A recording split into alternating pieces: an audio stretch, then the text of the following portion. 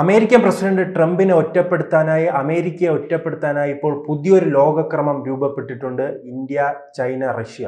ഈ ലോകക്രമം എന്തെങ്കിലും മാറ്റം കൊണ്ടുവരാൻ കഴിയുമോ ലോകത്ത്? എന്നും നമുക്ക് പെട്ടെന്ന് പറയാൻ പറ്റില്ല. കാരണം നിലവിൽ എസ്റ്റാബ്ലിഷ്ഡ് ആയിട്ടുള്ള അതിശക്തമായ ഒരു പവറിനെതിരെയാണ് ഇത് നിലകൊള്ളുന്നത്. അതെന്ന് വെച്ചാൽ അമേരിക്കയാണ്. അപ്പോൾ അമേരിക്ക ഇപ്പോൾ സാമ്പത്തികമായിട്ട് ഈ സബ്പ്രൈം ക്രൈസിസ് തൊട്ട് 2008 തൊട്ട് അമേരിക്ക കുറച്ച് പ്രശ്നങ്ങൾ നേരിടുന്നുണ്ട്. ആ പ്രശ്നങ്ങളാണ് നമ്മളിപ്പോൾ അമേരിക്കയുടെ ഇന്റേണൽ ആൻഡ് എക്സ്റ്റേണൽ പോളിസീസ് വന്ന ഷിഫ്റ്റുകളും ട്രംപ് എന്നുള്ള ഒരു പ്രതിഭാസമൊക്കെ ഉണ്ടായി വരാൻ കാരണം. അമേരിക്കയിലെ സാധാരണക്കാരൻ വെള്ളക്കാരന് പഠിക്കാൻ പറ്റുന്നില്ല, അവന് വീടില്ല, ജോലിയില്ല. ഇവരുടെ ഈ ഒരു എതിർപ്പാണ് സത്യം ട്രംപിന് ഉണ്ടായിക്കൊണ്ട് വന്നത്. ട്രംപ് വലിയ മുതലാളിയാണ്, പക്ഷേ ട്രംപ് അവിടെയുള്ള സാധാരണക്കാരനായ വർക്കിംഗ് ക്ലാസ്സിൽപ്പെട്ട വെള്ളക്കാരൻ്റെ പ്രതിനിധിയാണ്. അതാണ് അതിൻ്റെ ഏറ്റവും വലിയ വിരോധാഭാസം. ട്രംപ് ഒരുപാട് വിരോധാഭാസങ്ങൾ തന്ന ഒരാളാണ്. ട്രംപ് മോഡിയുടെ അടുത്ത സുഹൃത്താണ്, പക്ഷേ അടുത്ത ഇന്ത്യക്ക് ഏറ്റവും വലിയ പണി കൊടുത്ത ആൾ ട്രംപാണ്. ട്രംപ് പുട്ടിൻ്റെ ശരിക്കും ഒരു ചാനലാണ്, പക്ഷെ ഇപ്പം നമ്മൾ നോക്കുമ്പോൾ പുട്ടിനായിട്ട് ഏറ്റവും കൂടുതൽ പ്രശ്നം ഉണ്ടാക്കുന്നത് അങ്ങനെയാണ്. ചൈനേനെ ഏറ്റവും കൂടുതൽ എതിർക്കുമെന്ന് വിചാരിച്ച് ചൈനേനെ പരമാവധി ബന്ധപ്പെടാൻ നോക്കുന്ന ആളാണ് അങ്ങനെ ഇപ്പോൾ. അപ്പോൾ അങ്ങനെ ട്രംപ് ഒരു പലതിൻ്റെയും ഒരു ഭ്രാന്തന്മാർക്ക് എന്തോ ആവാമല്ലോ, അതാണ് ട്രംപിൻ്റെ പോളിസി എന്ന് തോന്നുന്നു. എനിക്ക് ഭ്രാന്താണ്, ഇപ്പം എനിക്ക് എന്തോ ആവാം എന്ന് ജയറാം ഏതൊരു സിനിമയും പറയുന്ന പോലെയാണ്. അപ്പം ഈ നിലവിലുള്ള ശക്തി നമ്മൾ പറയാം, സാമ്പത്തികമായിട്ട് അമേരിക്ക ഒരു ബുദ്ധിമുട്ട് നേരിടുന്നുള്ളൂ. സൈനികമായിട്ട് America is still very powerful. എൻ്റെ കണക്കുകൾ ശരിയാണ്, 17ഓളം വിമാനവാഹിനി കപ്പലുകൾ ലോകത്തിൻ്റെ പ്രധാനപ്പെട്ട എല്ലാ സമുദ്രങ്ങളിലും അവർ വിന്യസിച്ചിരിക്കുകയാണ്. അത് ഏതൊരു രാജ്യത്തെയും വിത്തിൻ 2 hours കൊണ്ട് ആക്രമിച്ച് തിരിച്ച് ഈ വിമാനവാഹിനി കപ്പലുകളിൽ എത്താനുള്ള ശേഷിയുള്ള F-35, F-22, B-52, B-2 spirit, അതുപോലെ തന്നെ പിന്നെ ഇങ്ങനെയുള്ള വിമാനങ്ങൾ ലോകത്തെ ഏറ്റവും അത്യന്താധുനികമായ വിമാനങ്ങൾ ഈ വിമാനവാഹിനികളിലുണ്ട്, അല്ലെങ്കിൽ അതിൻ്റെ എയർഫീൽഡുകളിലുണ്ട്. അപ്പോൾ അവരുടെ ഒരു മിലിറ്ററി ആയിട്ടുള്ള അവരുടെ പവർ, ഗ്ലോബൽ ഡോമിനൻസ് ഇപ്പോഴും കുറഞ്ഞിട്ടില്ല. അവർ നേരിടുന്ന പ്രശ്നം, അങ്ങനെയുള്ള ഒരു രാജ്യത്തെ വെല്ലുവിളിക്കാനുള്ള കരുത്ത് എവിടെ നിന്ന് ഈ 3 രാജ്യങ്ങൾക്ക് ലഭിക്കുന്നു? ഇക്കോണമി. ഈ 3 രാജ്യങ്ങൾ ചേർന്ന് കഴിഞ്ഞാൽ ലോകത്തെ ഏറ്റവും വലിയ ഇക്കോണമിയാണ്. അതായത് റഷ്യ, ചൈന, ഇന്ത്യ. മാത്രമല്ല ജിയോഗ്രഫിക്കലി അടുത്ത് നിൽക്കുന്ന രാജ്യങ്ങളാണ് ഈ 3 രാജ്യങ്ങൾ. ഒരു ട്രയാങ്കിളാണ്. അത് റഷ്യ തുടങ്ങി സൈബീരിയ തുടങ്ങി കന്യാകുമാരി അവസാനിക്കുന്ന ട്രയാങ്കിളാണ്. ലോകത്തിൻ്റെ മൊത്തം ഭൂവിസ്തൃതിയുടെ എനിക്ക് അബൌട്ട് 30% മറ്റോ ഇത് വരും, ഈ രാജ്യങ്ങൾ കൂടിയാൽ വരും. അപ്പം മാത്രമല്ല ഈ 2 രാജ്യങ്ങൾ, ഇന്ത്യ, ചൈന, നല്ല പോപ്പുലേഷൻ ഉള്ള രാജ്യങ്ങളാണ്. ഈ 3 രാജ്യങ്ങൾ മിലിറ്ററി വൈസും ശക്തമായ രാജ്യങ്ങളാണ്. ചൈന അമേരിക്കനോട് കടപിടിക്കാൻ ശക്തിയുള്ള സൈനിക ശേഷിയുള്ള ഒരു രാജ്യമാണ്. കരസൈന്യത്തിൻ്റെ കാര്യത്തിൽ അമേരിക്കയുടെ അഡ്വാൻസ്ഡ് ആണ്. ഇന്ത്യ കരസൈനികത്തിന് 3 രാജ്യങ്ങൾ ഒരുമിച്ച് ചേർന്നാൽ അമേരിക്കയെ പിന്നിലാക്കാം. പക്ഷേ ഇവർ തമ്മിൽ മത്സരങ്ങളുണ്ട്, അതാണ് നമ്മൾ മനസ്സിലാക്കേണ്ടത്. ഇപ്പോൾ റഷ്യയും ഇന്ത്യയും തമ്മിൽ വലിയ പ്രശ്നമുണ്ടോ? ചൈനയും റഷ്യയുമായിട്ടും ചൈനയും ഇന്ത്യയുമായിട്ട് സാമ്പത്തിക മത്സരമുണ്ട്, സൈനികമായ പ്രശ്നങ്ങളുണ്ട്. അപ്പോൾ ഇത് കഴിഞ്ഞ 50 വർഷത്തിനിടയ്ക്ക് ബിൽഡപ്പ് ചെയ്തു വന്ന പ്രോബ്ലംസാണ്. അതൊരു 5 വർഷം കൊണ്ട് തീർക്കാൻ പറ്റുമെന്ന് എനിക്കറിയില്ല. ഇവർ തമ്മിൽ മത്സരമുണ്ട്. ഒരേ തരം വിപണികളാണ് ഇവർ രണ്ടുപേരും ടാർഗറ്റ് ചെയ്യുന്നത്. ചൈനയും ഇന്ത്യയെ ടാർഗറ്റ് ചെയ്യുന്ന ഒരേ വിപണികളാണ്. ചൈനയുടെ പൊസിഷനിലെത്താനാണ് ഇന്ത്യ ആഗ്രഹിക്കുന്നത്, അതായത് വലിയൊരു ഇക്കണോമിക് പവർ ഹൗസ് എന്ന രീതിയിൽ ലോകത്തിൻ്റെ.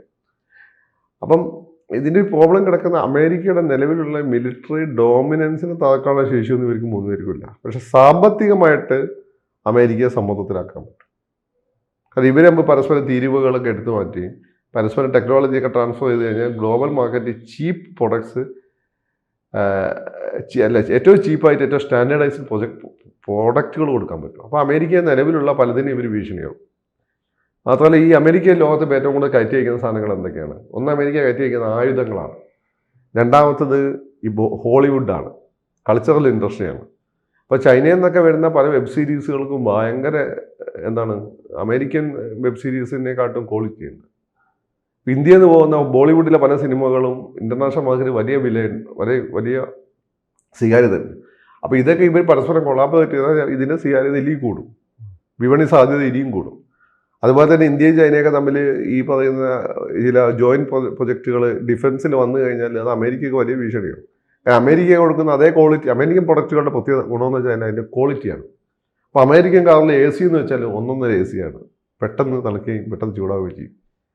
അപ്പം അമേരിക്കയുടെ ആ ക്വാളിറ്റി ചീപ്പായിട്ട് കൊടുക്കാൻ ചൈനയും ഇന്ത്യയും റഷ്യയും കൂടെ ഒരുമിച്ച് നിന്നാൽ പറ്റും. മാത്രമല്ല ഇവർ ഇന്റേണലി ഇത് വലിയ ലോകത്തിന് ഏതാണ്ട് പകുതിയോളം വരുന്ന മാർക്കറ്റ് കൂടിയാണ് ഇന്ത്യ, ചൈന. രണ്ട് രാജ്യങ്ങൾ നേരിടുന്ന വർഷം പർച്ചേസിങ് പവറാണ്. അമേരിക്കക്കാരന് നല്ല പർച്ചേസിങ് പവറുണ്ട്. അതുകൊണ്ടാണ് ഇന്ത്യയിൽ നിന്നൊക്കെയുള്ള പ്രൊഡക്ട്സ് അവിടെ വലിയ രീതിയിൽ വിൽക്കപ്പെടുന്നത്. നമ്മുടെ ആളുകൾക്ക് താരതമ്യേന പർച്ചേസിങ് പവർ കുറവാണ്. അപ്പോൾ ഈ രണ്ട് രാജ്യങ്ങൾ ഒരുമിച്ച് നിൽക്കുകയാണെങ്കിൽ പർച്ചേസിങ് പവറും കൂടാൻ പറ്റും, ഓപ്പർച്യൂണിറ്റീസ് കൂടുതൽ തൊഴിലവസരങ്ങൾ വരും. അങ്ങനെയൊക്കെ അമേരിക്കയിൽ നിലവിലുള്ള സാമ്പത്തിക പ്രതിസന്ധി പരസ്പരം അതൊക്കെ ഒന്ന് കരകയറി പഴയ അവസ്ഥയിൽ എത്തണം എന്നാഗ്രഹിക്കുകയാണ്. ആ എത്തിക്കും എന്നുള്ള ഒരു ഉറപ്പാണ് ട്രംപ് അമേരിക്കയുടെ സാധാരണക്കാരന് കൊടുത്തത്. അതുകൊണ്ടാണ് അദ്ദേഹം പലപ്പോഴും ശക്തമായ നടപടികൾ ഇന്ത്യക്കെതിരെയൊക്കെ സ്വീകരിക്കുന്നത്. പക്ഷെ ഇതിന്റെ പ്രോബ്ലം കിടക്കുന്നത് എന്താണെന്ന് വെച്ചാൽ ഈ മൂന്ന് രാജ്യങ്ങൾ സാമ്പത്തികമായി വലിയൊരു ശക്തിയായി മാറിക്കഴിഞ്ഞാൽ, ഓൾറെഡി ശക്തിയാണ്, ഇന്ന് അവർ എൻവിസേജ് ചെയ്യുന്നത് പോലെയുള്ള ഒരു ബന്ധം അവരുടെ ഇടയിൽ വന്നു കഴിഞ്ഞാൽ അമേരിക്കയുടെ സാമ്പത്തികമായ എന്താണ് പറയുക ഉയർത്തെഴുന്നേൽപ്പിന് പ്രശ്നമായി മാറും. ഈ പ്രശ്നവുമായി ബന്ധപ്പെട്ട് മോദിയുടെ നീക്കം എങ്ങനെയായിരുന്നു? അതിനെ എങ്ങനെ നോക്കിക്കാണുന്നു? മോദിയുടെ അതിവേഗത്തിലായിരുന്നല്ലോ, ജപ്പാനിൽ പോകുന്നു, ചൈനയിൽ പോകുന്നു, പുടിനുമായി ചർച്ച നടത്തുന്നു. ഇതിനെല്ലാം ട്രംപ് എങ്ങനെയായിരിക്കും അല്ല, മോദിയുടെ ഏറ്റവും വലിയ കാര്യം ഗ്രഹനില മോഡിക്ക് അനുകൂലമാണ്. മോഡിയാണെങ്കിൽ സാഹചര്യങ്ങൾ അനുകൂലമാക്കി മാറ്റുന്നതിന്, അനുകൂലമായ സാഹചര്യങ്ങൾ സ്വന്തമാക്കുന്നതിന് ഭയങ്കര വിദഗ്ധനാണ്. പ്രതിസന്ധിയെ അനുകൂലമാക്കുന്നത് ഇൻ ദ സെൻസ് എവിടെയെങ്കിലും സ്കോപ്പ് കണ്ടാൽ അവിടെ കയറിയിട്ട് കപ്പലിറക്കാൻ മോഡി വിദഗ്ധനാണ്. മോഡിയുടെ ഇത്രയും കാലത്ത് നമ്മളൊരു ട്രാക്ക് റെക്കോർഡ് പരിശോധിച്ചാൽ അതാണ്. രണ്ട് ഗ്രഹനില മോഡിക്ക് അനുകൂലമാണ്. അത് ഈ പറയുന്ന ജ്യോത്സ്യന്മാരിലാവുക. നിങ്ങൾ നോക്കിയാൽ ലോകത്തുണ്ടാകുന്ന ഇന്ത്യയിൽ നടക്കുന്ന കാര്യങ്ങളെല്ലാം അവസാനം കറങ്ങി തിരിച്ച് മോഡിക്കാലും. ഇപ്പോൾ കോവിഡ് വന്നു, ലോക രാജ്യങ്ങളെല്ലാം വിട്ടു. അതിൽ ഏറ്റവും കൂടുതൽ ഗുണം കിട്ടിയ രണ്ടുപേര്, ഒന്ന് മോഡി ഒന്ന് പിണറായിയാണ്.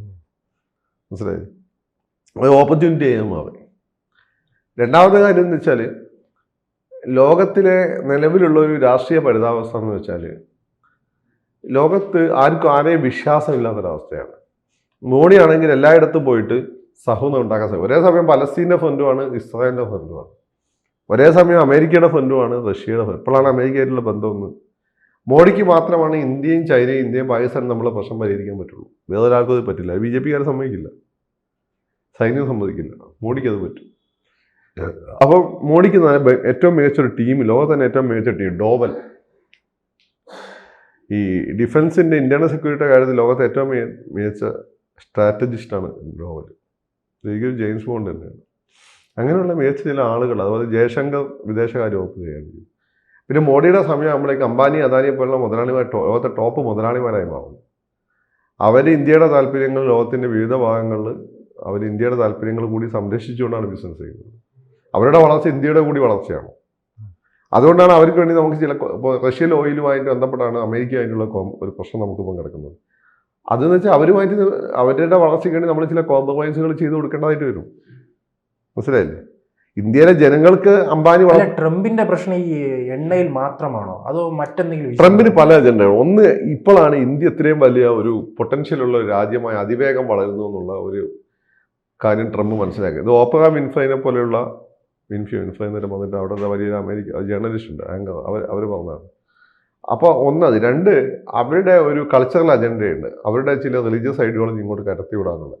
അപ്പോൾ ഇതിനൊക്കെ മോഡി ശക്തമായി റെസിസ്റ്റ് ചെയ്യും. രണ്ട്, ട്രംപിൻ്റെ ഒരു കാര്യം എന്ന് വെച്ചാൽ അമേരിക്ക ഭാവിയിലെ ഏറ്റവും വലിയൊരു ശക്തമായ എതിരാളിയായി ഇന്ത്യ മാറുന്നുള്ള പേടി അവർക്കുണ്ട്. കാരണം ഇന്ത്യ ഒരു വാല്യൂ അധിഷ്ഠിതമായ, ഇന്ത്യ ഒരു സിവിലൈസേഷനും അമേരിക്ക ഒരു ഇമ്പീരിയലിസ്റ്റ് നാഷനുമാണ്, സാമ്രാജ്യമാണ്. സാമ്രാജ്യങ്ങൾ തകരും, സിവിലൈസേഷൻ തകരില്ല. ഇപ്പോൾ ഇന്ത്യൻ സിവിലൈസേഷൻ നിലവിൽ വന്ന ഏതാണ്ട് 5000 വർഷമായി എന്നാണ് നമ്മുടെ സയൻറ്റിഫിക് ആയിട്ടുള്ള കണക്ക്. ബാക്കി രാഷ്ട്രീയക്കാർ 1,00,000 വർഷം എന്നൊക്കെ പറയും. അപ്പോൾ ഈ 5000 വർഷത്തിൽ ലോകത്ത് ഒരുപാട് സിവിലൈസേഷൻ ഉണ്ടായിരുന്നു. ഇറാനിയൻ സിവിലൈസേഷൻ, റോബൽ civilisation, Islamic empire, British empire, ഇതൊക്കെ തകർന്നു. പക്ഷേ ഇന്ത്യ നിലനിന്നു. അതുപോലെ അമേരിക്ക ഒരു എംപയറാണ്, അത് 200 വർഷത്തെ ചരിത്രമേ ഉള്ളൂ. ഇത് നാളെ സ്വാഭാവിക എല്ലാ സിവിലൈസേഷൻ 200-300 വർഷം കഴിയുമ്പോൾ തകരും. അപ്പോൾ സ്വാഭാവിക ആ രീതി അവരെ റീപ്ലേസ് ചെയ്യാൻ ശേഷിയുള്ള, ഒരുപാട് യുദ്ധങ്ങൾ വിജയിച്ചിട്ടുള്ള, ഈ സമയം കൊണ്ട് ശത്രുവിനെ കീഴടക്കിയ താലിബാൻ എന്നല്ല, ഇന്ത്യയാണ്. ഇവിടെ വന്ന എല്ലാ ശത്രുക്കളും നമ്മുടെ സിവിലൈസേഷൻ്റെ ഭാഗമായി മാറി. ലോകത്ത് എല്ലായിടത്തും മുസ്ലിങ്ങളും ക്രിസ്ത്യാനികളും പോയപ്പോൾ അവർ ആ പ്രദേശത്ത് മൊത്തം മതം മാറ്റിയിട്ടുണ്ട്. ഇന്ത്യയിൽ നടന്നിട്ടില്ല. എന്തുകൊണ്ട്? ഇന്ത്യയിൽ ചൈനയിലും നടന്നില്ല. ചൈനയിൽ പിന്നെ കമ്മ്യൂണിസ്റ്റുകാർ മതം മാറ്റി, കമ്മ്യൂണിസ്റ്റ് മതമാക്കി. ഇന്ത്യയിൽ അതും നടന്നിട്ടില്ല. അപ്പോൾ ആ ഒരു പൊട്ടൻഷ്യലുള്ള രാജ്യം, നമ്മൾ ഒരുപാട് യുദ്ധങ്ങൾ അതിജീവിച്ചതാണ്. അതുകൊണ്ട് തന്നെ നമ്മളെ റിസൈലിയൻസ് എന്നൊക്കെ പറയുന്നത്, നമ്മളെ ചെറുത്ത് നിൽക്കാനുള്ള ശേഷി, തിരിച്ചു വരാനുള്ള ശേഷി ഭയങ്കരമാണ്. അത് അവർ തിരിച്ചറിയുന്നത്. പിന്നെ ഈ ലോകത്തുള്ള എല്ലാ പ്രധാനപ്പെട്ട കമ്പനികളും തലപ്പത്ത് ഇന്ത്യക്കാരാണ്. അപ്പോൾ ഗൂഗിൾ ആണെങ്കിലും പിന്നെ പെപ്സി കമ്പനി ആണെങ്കിലും, പിന്നെ എന്താണ് ഇപ്പോൾ കാഷ് പട്ടേൽ അല്ലേ അമേരിക്ക CIA തലവൻ, അത് ഇന്ത്യൻ വംശജനാണ്, ബ്രിട്ടീഷ് പ്രധാനമന്ത്രി ഇന്ത്യൻ വംശജനാണ്. മുമ്പ് ജൂതന്മാർക്ക് ഉണ്ടായിരുന്ന ആ സ്റ്റാച്ചറിലേക്ക് ഇന്ത്യ വളരെയാണ്. ഇന്ത്യൻ ഡയസ്പോറ ലോകത്തിൽ എല്ലാ സ്ഥലത്തും ഉണ്ട്. അവിടുത്തെ ശക്തരായി മാറും. ഇന്ത്യക്ക് ഇല്ലായിരുന്ന ദേശീയതയിൽ അധിഷ്ഠിതമായ യൂണിഫൈങ് ഫോഴ്സാണ്. കോൺഗ്രസ് എന്നൊരു ആൾക്കൂട്ടമാണ്. കമ്മ്യൂണിസം സോഷ്യലിസം ഒരു വെസ്റ്റേൺ ഐഡിയോളജിയാണ്. ഇവിടുത്തെ ദേശീയത അധിഷ്ഠിതമായ ശക്തമായിട്ടുള്ള ഒരു പൊളിറ്റിക്കൽ പ്രസ്ഥാനമല്ലായിരുന്നു. ഇപ്പം അങ്ങനെ ഒരു പൊളിറ്റിക്കൽ പ്രസ്ഥാനം ഇന്ത്യ ഭരിക്കുന്നുണ്ട്. അവർക്ക് ഉപദേശം കൊടുക്കുക, അതിന് ശക്തമായിട്ടുള്ള വേറൊരു സർക്കിളിലേക്ക്. പിന്നെ അതിൻ്റെ തലപ്പത്ത് വ്യക്തിപരമായ താല്പര്യങ്ങളില്ലാത്ത നേതാവുണ്ട്. അപ്പോൾ ഇതെല്ലാം കൊണ്ട് ഈ ഇന്ത്യനെ പിടിച്ചാൽ കിട്ടില്ല ഭാവിയിൽ എന്നുള്ള ഫീൽ അവർക്കുണ്ട്. പിന്നെ ട്രംപിനെ സംബന്ധിച്ച് ട്രംപിന് ലോകസഭ പിന്നെ പാകിസ്ഥാനെ പോലെ ഇന്ത്യ ട്രംപ് പറയുന്നത് അനുസരിക്കുന്നില്ല. എന്ന് വെച്ചാൽ ഇപ്പം ചൈന അങ്ങേർക്ക് മറ്റേ ഇത് കിട്ടണം, ഏത് നോബൽ സമ്മാനം കിട്ടണം. അതിന് അമേരിക്ക അങ്ങേരുടെ സമ്മതം മേടിച്ചിട്ടാണ് അവർ ഇവിടെ ഭീകരാക്രമണം നടത്തിയത്, നമുക്കറിയാലോ. അപ്പോൾ അങ്ങനെ സമാധാന ദൂതനായി വന്ന് ഇത് അവസാനിപ്പിച്ചു. അങ്ങനെ ഇടപെട്ടിട്ടൊക്കെ ഉണ്ടാവും, ഇല്ലാന്ന് ഞാൻ പറയുന്നില്ല, അത് സ്വാഭാവികമാണ്. പക്ഷെ അത് ഇന്ത്യ അംഗീകരിച്ചു കൊടുക്കുന്നില്ല.